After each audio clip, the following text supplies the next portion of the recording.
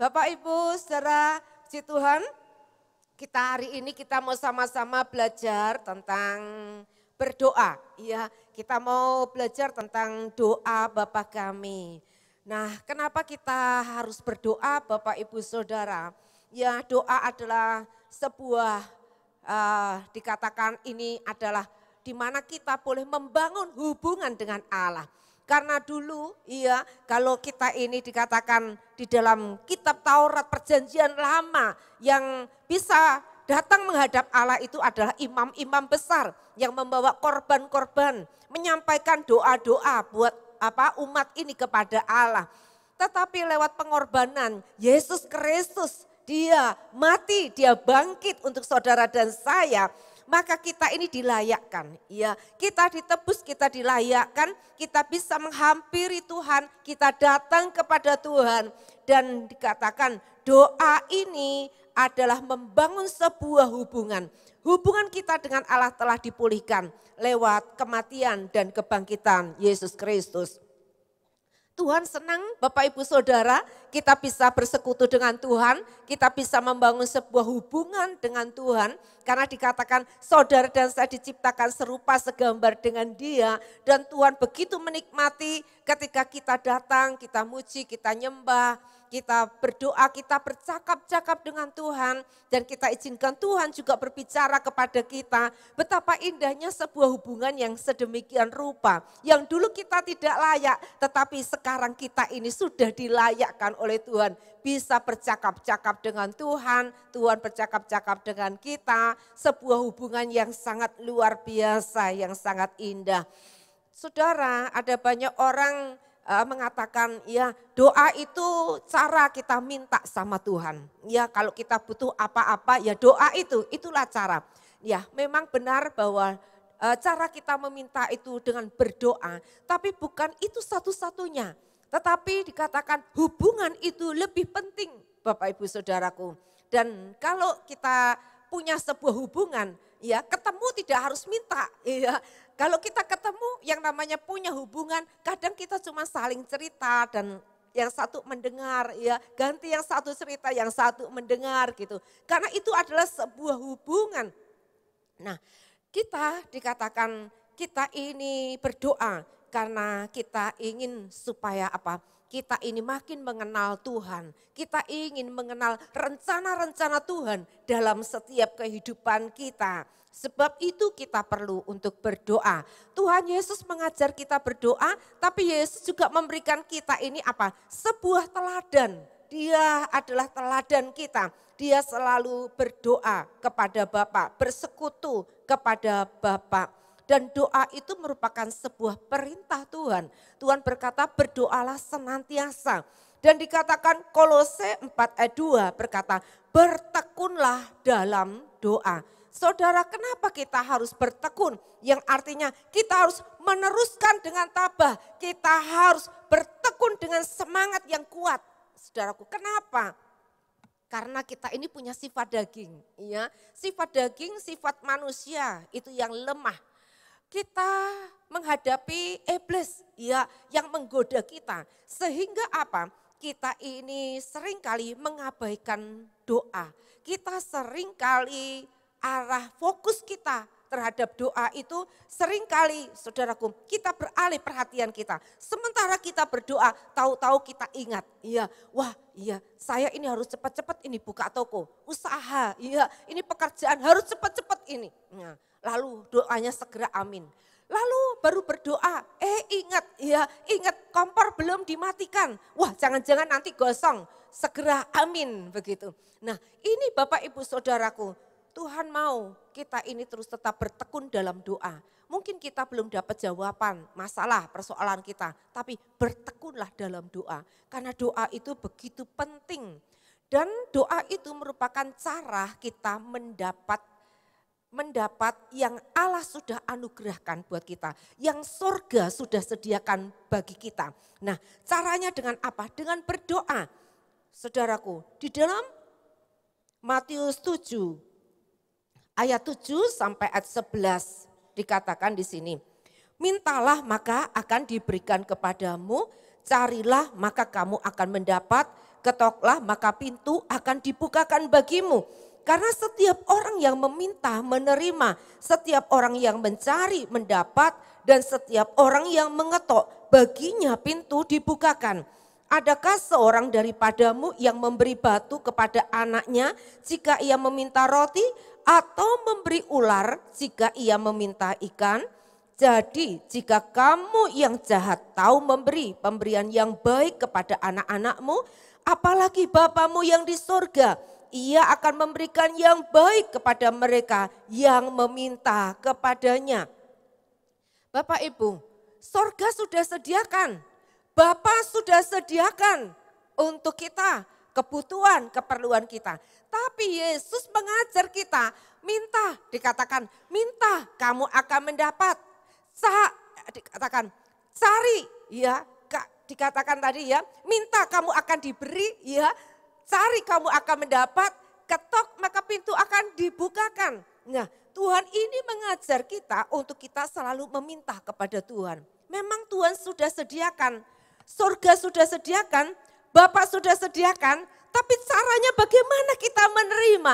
Yaitu dengan meminta, dengan mencari Tuhan. Dengan apa? Mengetok pintu surga. Maka apa dikatakan? Yang disediakan Bapa di surga diberikan kepada kita.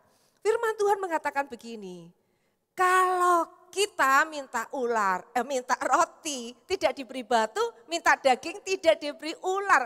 Dikatakan kamu saja Bapak dunia ini, kita yang punya dosa, punya salah, ya, yang tidak baik ini, tahu bagaimana memberi pemberian-pemberian yang baik buat anak-anaknya.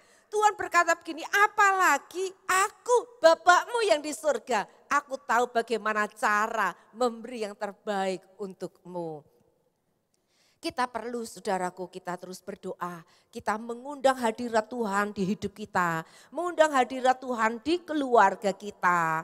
Mengundang hadirat Tuhan dimanapun kita berada. Disitulah perlunya kita berdoa. Kita perlu berdoa karena satu-satunya juru selamat kita, penolong kita, ya, itu adalah Tuhan sendiri. Kita perlu mengundang Dia. Dan saudaraku, kita perlu supaya kita ini terus membangun sebuah mezbah doa ini. Karena apa? Banyak orang sibuk bekerja tapi tidak berdoa.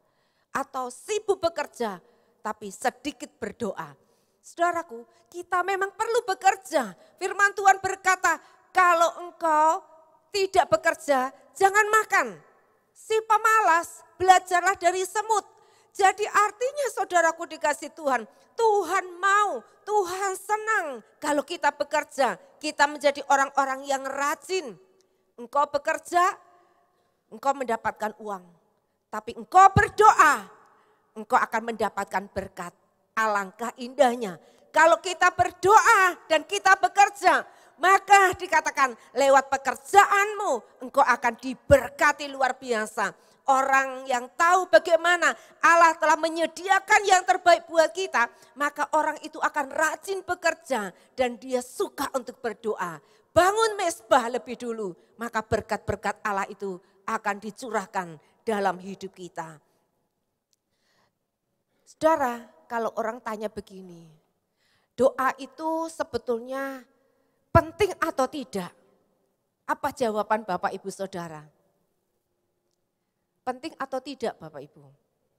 Penting. Doa itu mudah atau sulit? Mudah.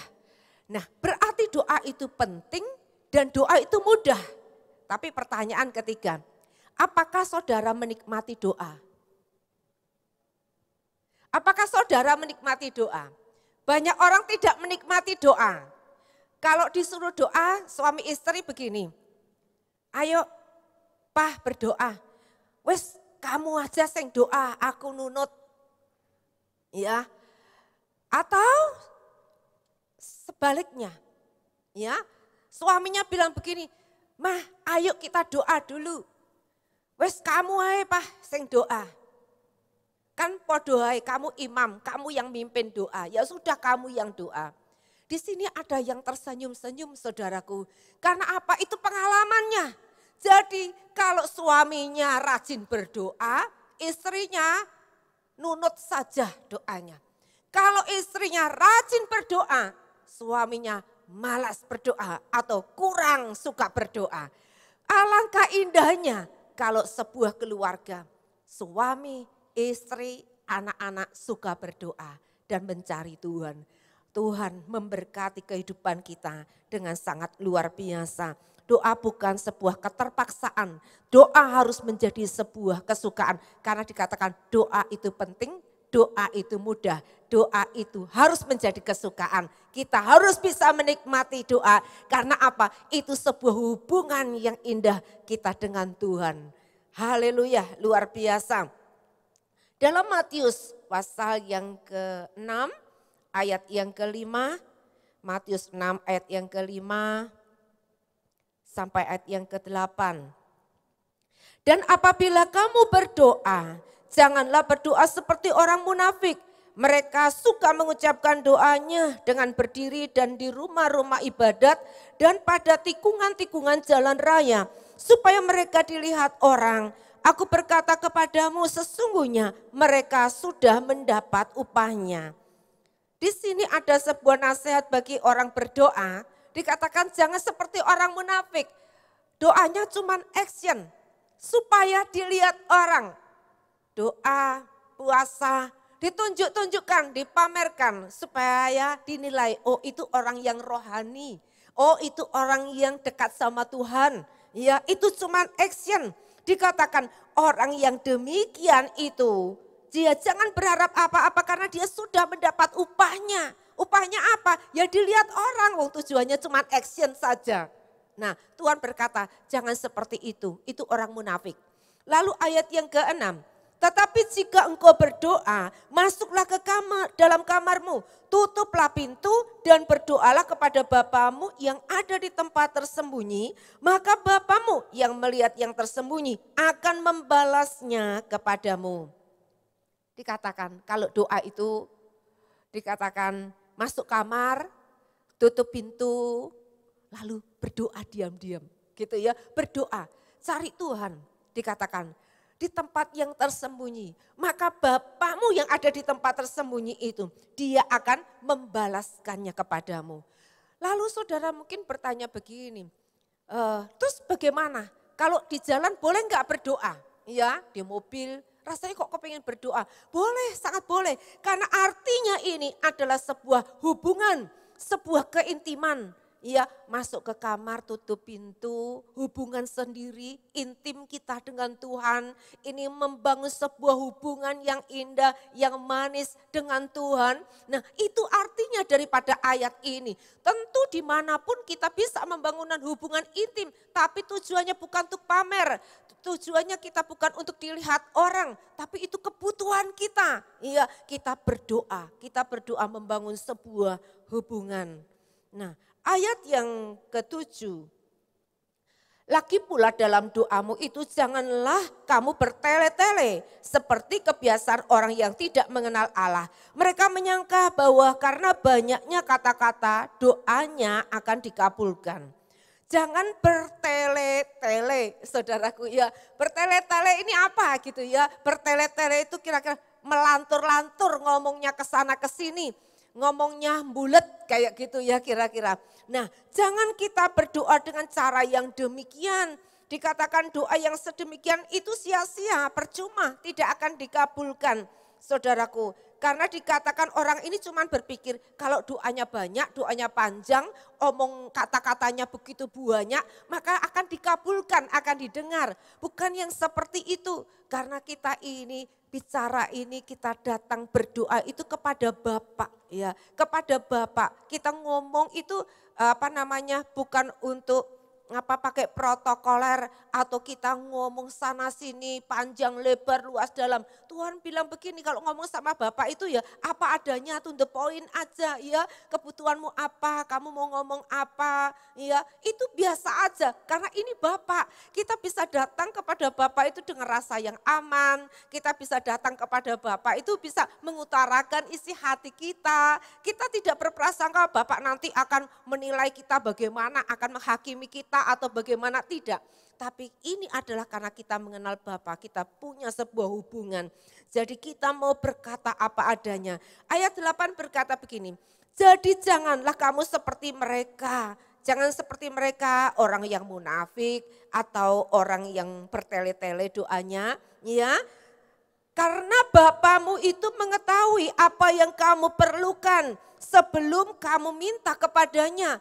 Bapak sudah tahu apa yang jadi kebutuhan keperluan kita.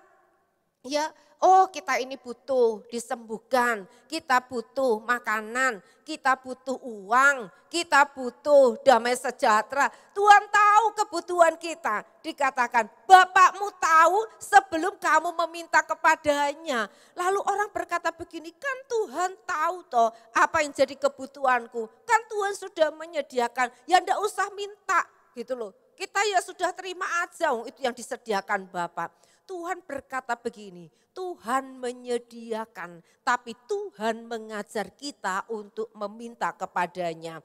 Dikatakan Tuhan tahu engkau perlu, tapi engkau perlu memintanya. Engkau perlu mengatakannya kepada Tuhan bahwa engkau perlu. Tuhan, saya perlu Tuhan. Tuhan, saya minta dikuatkan Tuhan. Tuhan, saya perlu uang Tuhan. Tuhan, tolong bisnis saya Tuhan. Tuhan, tolong anak saya Tuhan. Kita perlu mengatakannya kepada Tuhan. Mengutarakan isi hati kita kepada Tuhan. Saudara dikasih Tuhan, Tuhan ingin mengajar kita anak-anaknya ini untuk selalu datang. Hidup ini bergantung kepada Tuhan. Ya selalu cari Tuhan. Selalu bisa menikmati berkat Tuhan. Bisa mengucap syukur kepada Tuhan. Lalu ayat yang ke-6 dalam Matius 6. Matius 6 ayat yang ke-9. Berkata begini. Karena itu berdoalah demikian. Bapa kami yang di sorga, dikuduskanlah namamu. Karena muridnya ini minta diajar doa. Tuhan Yesus ajari kami ini berdoa. Maksudnya muridnya ini mereka juga sudah biasa doa. Tapi mereka pengen doa yang terbaik itu yang kayak apa gitu ya. Jadi Yesus disuruh ngajar mereka berdoa. Dan inilah yang Yesus ajarkan. Kalau kamu datang, kamu berdoa, katakan begini. Bapa kami yang di surga. Nah saudaraku, datang itu kepada Bapa. Tuhan itu adalah Bapamu. Tuhan itu Bapakku, kata Yesus. Tuhan itu juga Bapakmu. Ya, datang kepada Bapa. Ya, kita percaya kalau kita ini adalah anak. Ya, anak ini berhak untuk terima yang terbaik. Apa yang Bapak punya, anak boleh nikmati. Amin. Amin. Bapak Ibu Saudara, datang kepada Bapa, sebuah hubungan yang begitu dekat, ya, sebuah hubungan yang luar biasa. Dan dikatakan di sini, ini doa Paulus ya, Efesus 4 ayat 14. Itulah sebabnya aku sujud kepada Bapa. Paulus juga menyebut doanya itu kepada Bapa. Ya, ayat 20 setelah dia sampaikan doa-doa ini dan itu, lalu dikatakan begini. Bagi dialah yang dapat melakukan jauh lebih banyak daripada yang kita doakan atau pikirkan. Seperti yang ternyata dari kuasanya yang bekerja di dalam kita. Jadi saudaraku, kita ini datang kepada Bapa, lalu kita menyampaikan permohonan kita kepada Bapa. Hati kita harus percaya, Bapa itu memberikan, mengabulkan doa kita ini jauh lebih indah, jauh lebih sempurna. Dari apa yang bisa kita minta, ya kita doakan atau kita pikirkan. Dia memberikan jauh lebih banyak, dia memberikan jauh lebih indah, dia memberikan jauh lebih sempurna. Itulah Bapa. Jadi kalau kita berdoa memanggil nama Bapa, saudaraku hati kita harus percaya, dia pasti memberikan yang terbaik untuk saya. Amin. Katakan dia pasti memberi yang terbaik untuk kita. Haleluya. Dan kita datang kepada Bapa itu karena kita tidak basa-basi lagi. Ya kita punya sebuah keakraban dengan Bapa. Nah lalu dikatakan Bapa kami yang di surga, dikuduskanlah namamu. Saudaraku, Bapak kita kudus, anaknya juga dikuduskan. Ya, anaknya ini juga dikuduskan lewat apa? Lewat pengorbanannya sendiri. Saudaraku, kalau dikatakan itu dulu ya, imam ini kalau datang kepada Allah, kalau dia tidak kudus, maka imam ini akan mati. Nah, saudara dan saya, kita tidak bisa menghampiri Allah yang kudus, Bapa yang kudus. Saudaraku, karena kita penuh dengan dosa, penuh kejahatan, penuh kelemahan. Tetapi kita ingat, Yesus Kristus Tuhan, Dia telah mengorbankan dirinya sendiri. Ya, Bapa telah memberikan anaknya yang tunggal, putranya sendiri untuk menggantikan saudara dan saya, untuk menguduskan saudara dan saya. Jadi Bapa itu kudus, kita juga datang itu dengan kekudusan. Ya. Ayat yang ke-10 mengatakan begini, datanglah kerajaanmu, jadilah kehendakmu di bumi seperti di surga. Tuhan berkata begini, kalau doa, ngomong ya, datang kerajaanmu. Kerajaan Allah ini bicara tentang kebenaran, damai sejahtera, sukacita oleh Roh Kudus. Kita harus menghadirkan kebenaran, damai sejahtera, sukacita oleh Roh Kudus. Kita harus menghadirkan kerajaan Allah itu dalam kehidupan kita, di keluarga kita, di pekerjaan kita, di kota Blora, di Indonesia, bahkan dikatakan di seluruh bumi ini. Datanglah kerajaanmu, jadilah kehendakmu di bumi seperti di surga. Artinya doa ini merupakan sebuah kemitraan kita dengan Allah. Ya, Tuhan ingin kehendak Tuhan di surga itu. Apa yang menjadi kehendak surga itu? Supaya itu turun di bumi ini. Perlu ada yang meminta. Saudara dan saya yang meminta. Supaya kerajaan Allah, kehendak Allah itu terjadi atas kota Blora, terjadi atas hidup saudara, terjadi di keluarga saudara, terjadi di Indonesia. Harus ada yang meminta, harus ada yang berdoa. Dan itulah tugas saudara dan saya, diberikan otoritas Allah untuk menghadirkan kerajaan Allah dan kehendak Allah itu datang ke bumi ini. Satu tugas yang luar biasa Bapak Ibu Saudaraku.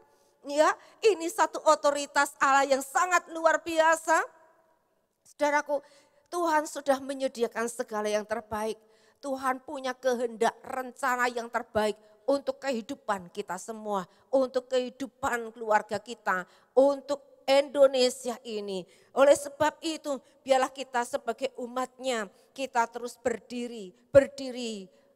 Saudaraku, kita menjadi rumah doa bagi segala bangsa. Karena apa? Kita menghadirkan kerajaan Allah dan kehendak Allah di surga itu turun ke bumi ini. Doa ini memiliki sebuah makna yang dalam, makna yang sangat luar biasa saudaraku. Dan ini ada satu doa yang begitu penting buat kita semuanya. Saudara, di dunia ini penuh dengan masalah. Semua orang punya masalah, Bapak Ibu Saudara. Tetapi Tuhan itu punya solusi. Surga punya solusi, saudaraku. Oleh sebab itu, saudaraku, kita perlu selalu datang kepada Tuhan. Apapun yang jadi masalah saudara, apa yang menjadi masalah saya, kita percaya surga punya solusinya. Amin. Sebab itu kehendak Allah, apa yang surga sediakan bagi kita, kita harus bawa turun ke bumi ini dalam kehidupan setiap kita. Kita perlu meletakkan keinginan kita sendiri. Ya, supaya apa? Kita mau sepakat dengan Tuhan berkata, biar kehendakmu yang jadi Tuhan, bukan kehendakku. Seperti Yesus berkata, berdoa, dia bergumul di taman Getsemani. Dikatakan sampai dikatakan keringatnya ini, peluhnya seperti tetesan darah, bergumul begitu rupa. Dia berkata, Bapa jikalau boleh, tapi bukan kehendakku yang jadi, biarlah kehendakmu yang jadi. Karena kehendak Tuhan itu jauh lebih indah, jauh lebih sempurna. Saudaraku, apa yang kita pikir yang terbaik, saudaraku, seringkali itu tidak terjadi di hidup kita. Mungkin kita kecewa, loh Tuhan, rasanya saya tuh sudah berdoa, ini yang terbaik, tapi kok kenyataannya, kok bukan ini yang saya dapatkan.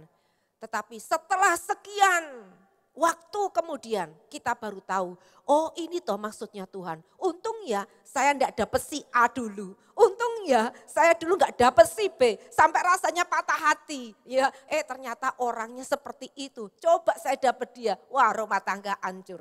Nah, kadang seperti itu, Tuhan punya semua yang terbaik buat kita, buat saudara dan buat saya. Apapun yang menjadi keinginan, apapun yang menjadi masalah, Tuhan itu punya solusinya. Mari kita mau sepakat saja dengan Tuhan, biar kehendak Tuhan yang jadi di hidup kita.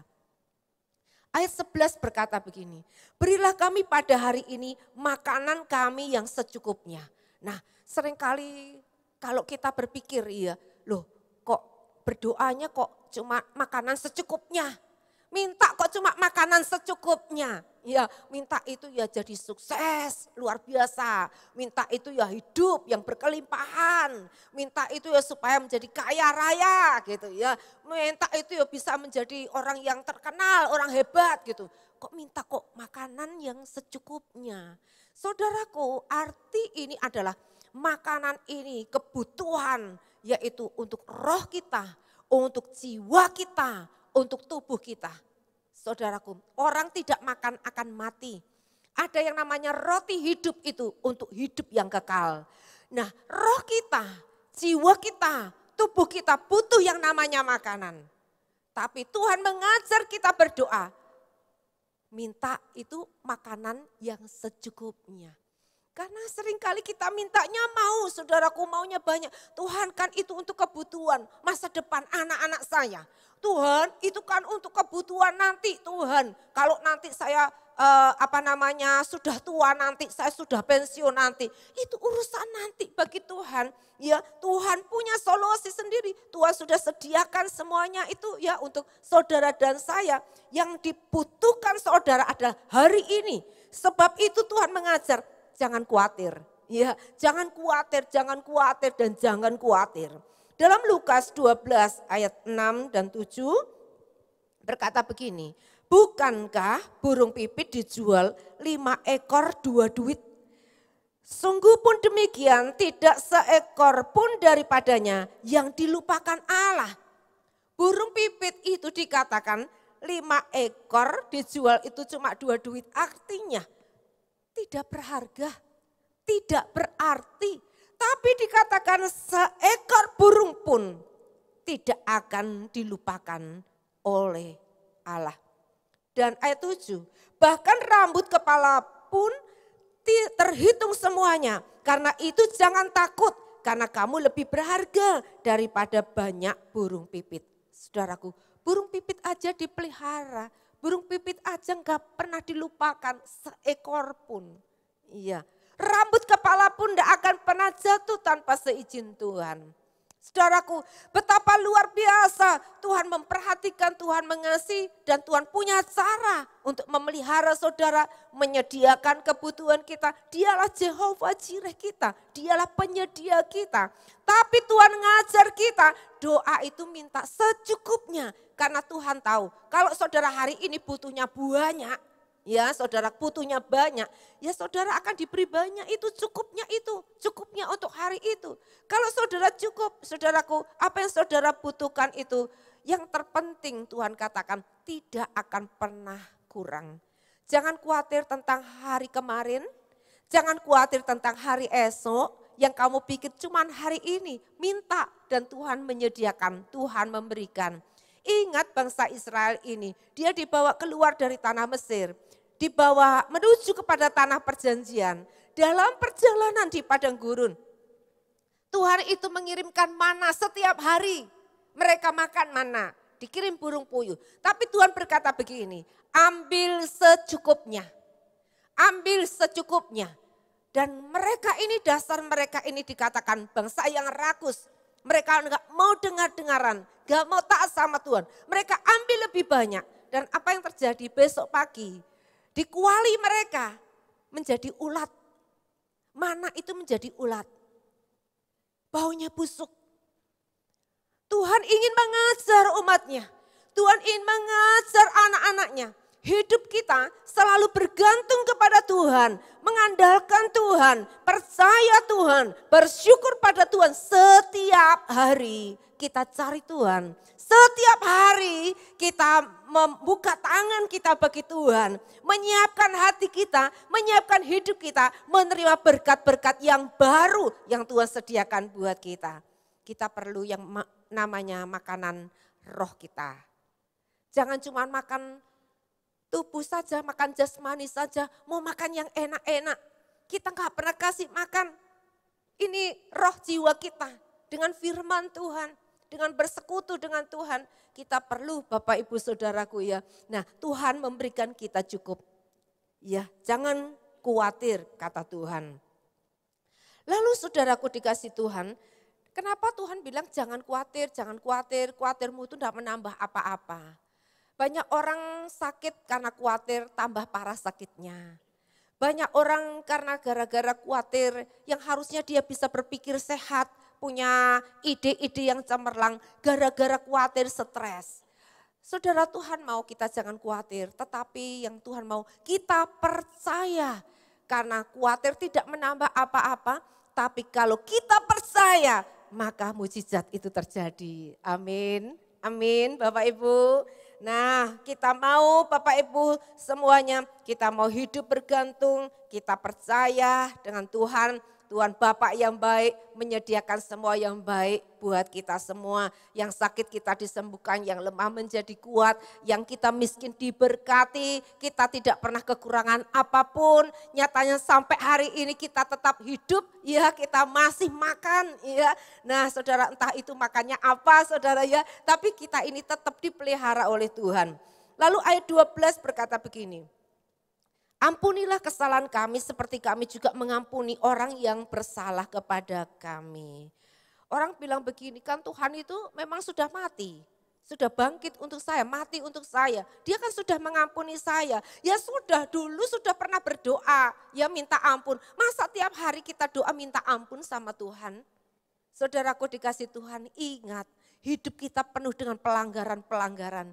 Baru mikir negatif, baru ngomong sembrono, baru kita ini ngomong jawab orang semaunya kita. Saudaraku, kita bohong saudara, dikasih Tuhan dosa-dosa itu begitu banyak. Roh itu penuh daging, kita ini lemah Bapak Ibu Saudaraku. Kita perlu saudaraku selalu datang kita minta ampun pada Tuhan.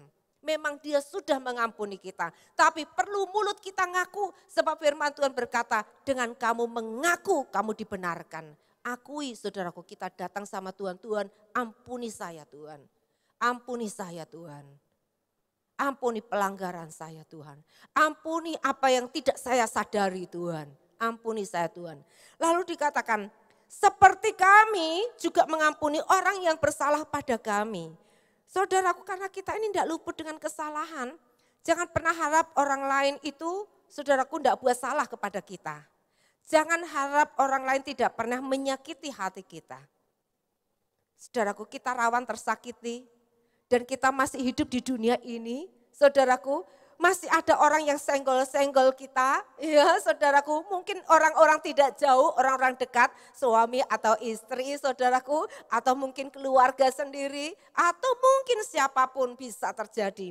Tapi saudaraku kita diajar supaya kita ini minta ampun kepada Tuhan. Dan kita mengampuni orang yang bersalah kepada kita. Markus 11 ayat 25 dan 26. Dan jika kamu berdiri untuk berdoa, ampunilah dahulu sekiranya ada barang sesuatu dalam hatimu terhadap seseorang. Supaya juga Bapamu yang di surga mengampuni kesalahan-kesalahanmu. Tetapi jika kamu tidak mengampuni, maka Bapamu yang di surga juga tidak akan mengampuni kesalahan-kesalahanmu. Saudaraku, mengampuni artinya kita itu melepaskan hidup kita ini dari cengkeraman iblis, dari belenggu iblis. Saudara, kita jangan sampai kita tidur membawa masalah. Kalau kamu punya marah dikatakan jangan sampai itu kamu simpan marah itu ketika matahari terbenam.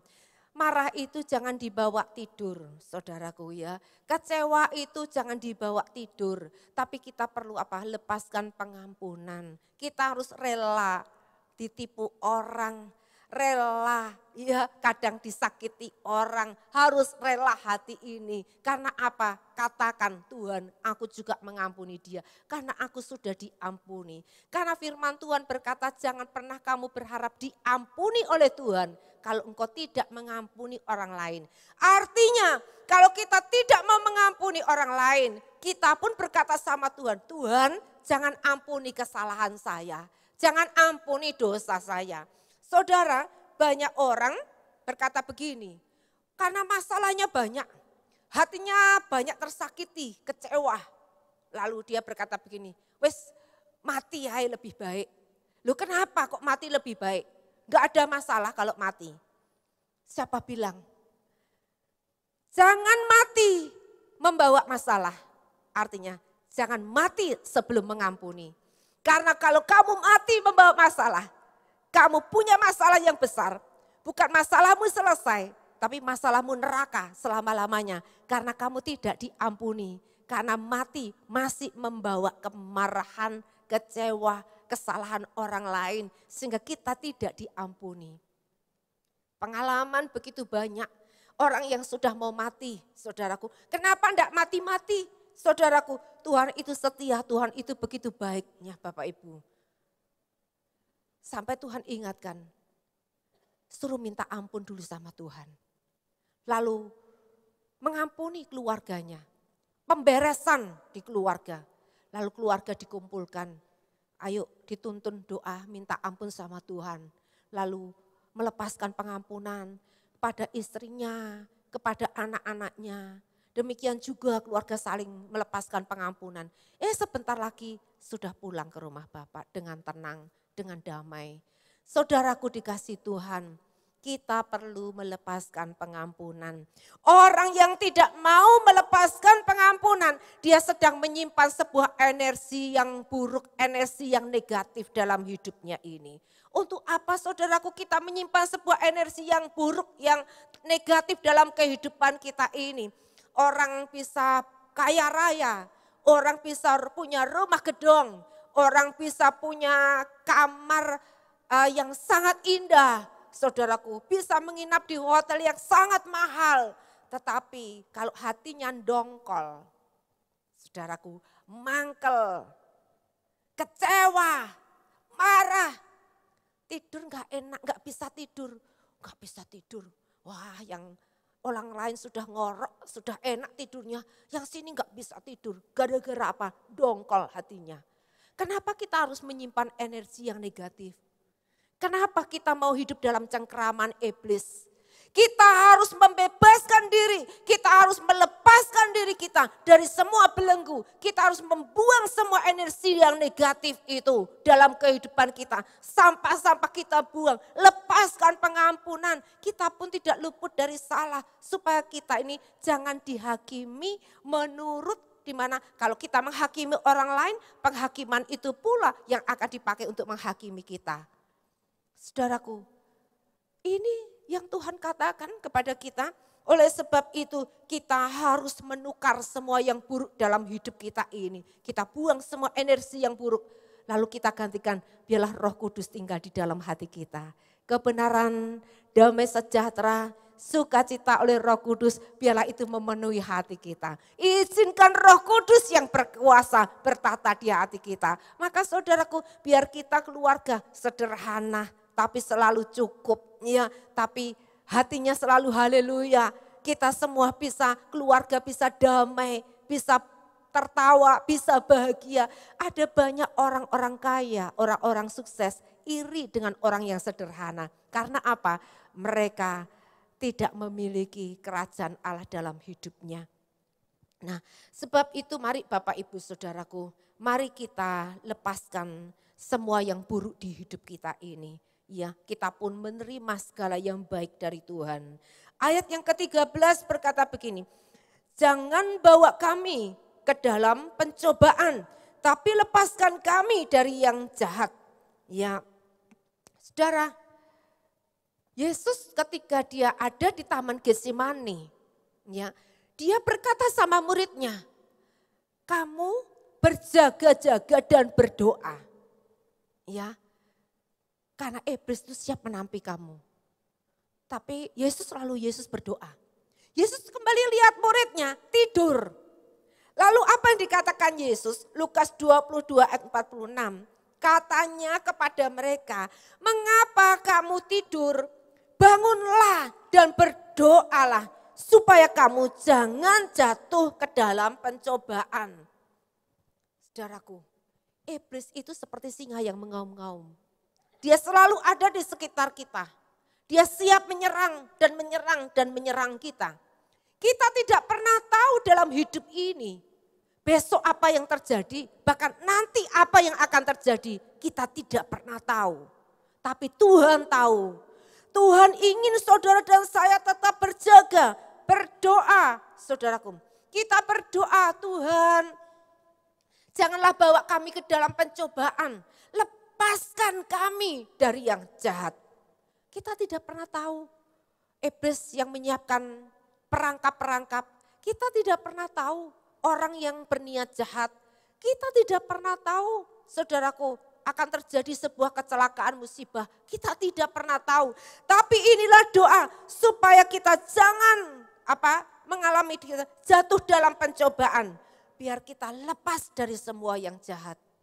Ada seorang ibu, dia ini dibangunkan Tuhan tengah malam. Ya, dia nggak tahu harus berdoa apa.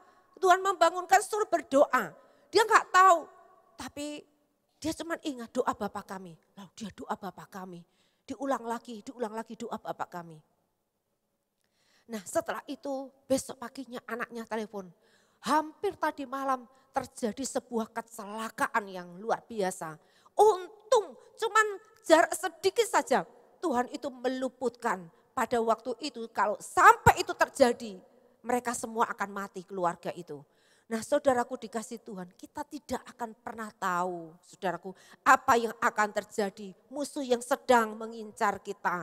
Saudaraku sebab itulah Tuhan mengajar kita. Jangan bawa kami ke dalam pencobaan Tuhan. Lepaskan kami dari yang jahat. Saudaraku ayo kita semua kita mau bersama-sama. Ya, bahwa kita ini butuh selalu bersekutu, butuh untuk selalu berdoa kepada Tuhan. Kolose 1 ayat 13. Ia telah melepaskan kita dari kuasa kegelapan dan memindahkan kita ke dalam kerajaan anaknya yang kekasih. Karena kita tidak bisa melepaskan diri kita dari yang jahat itu dengan kekuatan kita sendiri. Kita perlu pertolongan Tuhan. Dan Tuhanlah, dialah yang bisa melepaskan kita dari yang jahat, dari kuasa kegelapan itu. Wahyu 12 ayat 10. Dan aku mendengar suara yang nyaring dari surga berkata, sekarang telah tiba keselamatan dan kuasa dan pemerintahan Allah kita dan kekuasaan Dia yang diurapinya. Karena telah dilemparkan ke bawah pendakwa saudara-saudara kita yang mendakwa mereka siang dan malam di hadapan Allah kita. Dan mereka mengalahkan Dia oleh darah anak domba dan oleh perkataan kesaksian mereka. Karena mereka tidak mengasihi nyawa mereka sampai ke dalam maut. Seperti nyanyian yang kita nyanyikan tadi ya, oleh darah anak domba, ya, oleh kesaksian kita, iblis apa dikalahkan. Siapa yang mengalahkan? Anak domba. Siapakah anak domba? Yesus Kristus yang menjadi anak domba yang tersembelih bagi kita, mengalahkan iblis, mengalahkan roh-roh jahat, kuasa-kuasa kegelapan dan membebaskan kita, melepaskan kita. Saudaraku dikasih Tuhan, kita tidak bisa mengalahkan kuasa gelap itu dengan kekuatan sendiri. Kita perlu yang namanya pertolongan dari Tuhan. Saudaraku, bahkan firman Tuhan mengatakan begini, waktu malam hari maka musuh itu datang, dia menabur benih-benih ilalang. Ya, dalam Matius 13 ayat 39, waktu tidur saudaraku, kita nggak tahu saudaraku ya, di waktu malam hari kita nggak pernah tahu. Musuh dikatakan menabur benih lalang dan musuh itu adalah iblis saudaraku. Nah kita seringkali ada orang mimpi-mimpi buruk ya saudara, mimpi-mimpi buruk. Wah mimpi, wah itu orang itu datang ke rumah saya dengan berniat jahat. Wah ini pasti benar ini. Firasat saya, wah dia ini orangnya enggak baik. Dia sudah punya niat jahat kepada kita. Yang harusnya kita ini sudah mau melepaskan pengampunan, enggak jadi. Karena apa? Gara-gara mimpi, saudaraku. Jangan pernah percaya mimpi-mimpi yang buruk, saudaraku. Ada orang bilang begini, kalau mimpi ketemu orang mati, ketemu orang-orang mati, tandanya mau mati, saudaraku. Saya sudah banyak mimpi ketemu orang mati, saya masih hidup sampai hari ini. Saudaraku, saudara juga mimpi ketemu orang mati? Iya, saudaraku. Nah, saudaraku dikasih Tuhan, seringkali iblis ini dikatakan musuh ini menabur lalang dalam kehidupan kita. Kita perlu, saudaraku, pertolongan Tuhan. Biarlah Tuhan yang melepaskan kita. Jangan bawa kami ke dalam pencobaan karena roh itu penurut, daging kita lemah. Kita mau berdoa, Tuhan lindungi kami dari yang jahat. Tuhan kuatkan kami menghadapi segala pencobaan. Artinya seperti itu saudaraku doa ini. Karena Tuhan lebih tahu bagaimana cara menolong kita. Dia sudah berperang ganti kita melawan musuh-musuh, menghancurkan setiap kekuatan, kuasa-kuasa kegelapan. Saudaraku, kita dibela, ditolong Tuhan karena kita berdoa, kita meminta, maka hidup kita, keluarga kita, ya ini ditolong oleh Tuhan, bisnis kita, ya kesehatan kita dijaga oleh Tuhan. Kita perlu berdoa seperti ini. Ayat yang ke-13, Matius yang ke-6. Karena engkaulah yang empunya kerajaan dan kuasa dan kemuliaan sampai selama-lamanya. Amin. Saudaraku, kita sudah menaikkan doa-doa ini yang diawali dengan pernyataan iman kita kepada Tuhan. Kita naikkan permohonan-permohonan kepada Tuhan dan diakhiri dengan rasa ungkapan syukur dan penghormatan kita kepada Tuhan. Karena engkaulah yang empunya kerajaan dan kuasa dan kemuliaan sampai selama-lamanya. Amin. Saudara, ayat ini masih ditambah lagi 2 ayat, yaitu 14 dan 15. Ditambah lagi, diulang lagi ayat yang tadi. Karena jikalau kamu mengampuni kesalahan orang, Bapamu yang di surga akan mengampuni kamu juga. Tetapi jikalau kamu tidak mengampuni orang, Bapamu yang di surga tidak akan mengampuni kesalahanmu. Saudara, betapa pentingnya ya ayat ini. Betapa pentingnya kita harus melepaskan pengampunan. Tuhan mau katakan begini, jangan pernah berharap apa-apa, kamu bisa doa panjang lebar. Kamu bisa berdoa seharian penuh, bahkan kamu doa puasa mencucurkan air mata. Tanpa melepaskan pengampunan, doamu menjadi sia-sia. Saudaraku, Tuhan ingatkan kembali, sudah amin, Tuhan ulang lagi. Tapi ingat ya, ini doa ini luar biasa. Tapi ingat satu hal, garis bawahi lagi, kamu harus mengampuni orang yang bersalah kepadamu. Saudara dikasih Tuhan, orang berkata begini, saya mengampuni tapi saya nggak bisa berdamai. Saya mengampuni suami saya, tapi saya nggak bisa sih untuk cinta lagi. Udah biar kamar sendiri-sendiri, bila perlu rumah sendiri-sendiri. Apa artinya pengampunan itu tanpa berdamai? Ada orang berkata, saya mau berdamai, tapi saya tidak bisa mengampuni. Apa artinya itu? Pendamaian dan pengampunan itu harus berjalan seiring, berjalan bersama-sama. Amin, amin. Saudaraku dikasih Tuhan, kita mau datang kepada Tuhan. Kembali saudara, saya ulas kembali, kita doa, Bapa kami yang di surga, dikuduskan namamu. Kita panggil Bapa karena dia dekat dengan kita, dengan dekat dengan Bapa kita anak. Dia menyediakan semua yang terbaik buat kita, keperluan kita. Dia Bapa yang bertanggung jawab, dia Bapa yang menyediakan segala keperluan kita. Lalu datanglah kerajaanmu, jadilah kehendakmu di bumi seperti di surga. Kita punya hak istimewa menghadirkan apa yang menjadi kehendak Allah, kerajaan Allah datang ke bumi ini. Kita mau doa ini sepakat dengan Tuhan. Dan kita mau menjadi rumah doa bagi segala bangsa, menghadirkan apa yang menjadi rencana Allah bagi bumi ini. Berilah kami hari ini makanan yang secukupnya. Untuk makanan apa? Roh, jiwa, dan tubuh kita. Dan Tuhan mengajar secukupnya agar kita bergantung. Terus setiap hari kita butuh Tuhan. Setiap hari kita perlu mengucap syukur kepada Tuhan. Setiap hari kita menikmati berkat Tuhan. Amin. Dan yang katakan, ampunilah kesalahan kami seperti kami juga mengampuni orang yang bersalah pada kami. Dan jangan membawa kami dalam pencobaan, tapi lepaskan kami dari yang jahat. Kita perlu dilepaskan dari cengkeraman musuh, dari iblis, dari rencana-rencana yang jahat.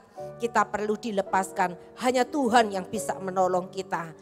Saudaraku, dan kita naikkan ucapan syukur, karena Engkaulah yang mempunya kerajaan dan kuasa dan kemuliaan sampai selama-lamanya. Kita beri tepuk tangan buat Tuhan kita. Haleluya, haleluya, haleluya. Saudara, kalau kita tidak mengerti doa ini, tidak mengerti maknanya, artinya kita menganggap remeh doa ini. Tapi saudara perlu tahu hal ini. Dan saudara doakan dengan doa-doa seperti ini. Doa ini doa yang sempurna. Doa untuk sakit penyakit ada. Doa untuk serangan musuh ada. Doa mengatasi pencobaan ada. Doa soal kebutuhan ada. Semuanya ada di doa ini. Boleh enggak doanya diulang-ulang? Boleh. Tapi doa ini bukan menjadi mantra. Tapi doa ini karena kita mengerti maknanya. Amin. Amin. Saudara bisa bahas kembali di FA, pelajari lagi di rumah, renungkan kembali, hayati doa ini. Maka saudara akan mengalami berkat kelimpahan surga. Boleh turun di bumi, boleh turun di hidup saudara, di keluarga saudara, di pekerjaan saudara. Dan kita boleh menghadirkan kerajaan Allah di kota kita, di bangsa kita. Ada begitu banyak pendoa-pendoa di tempat ini. Maka Blora akan berubah, Indonesia akan berubah. Haleluya, haleluya. Mari kita sama-sama bangkit berdiri.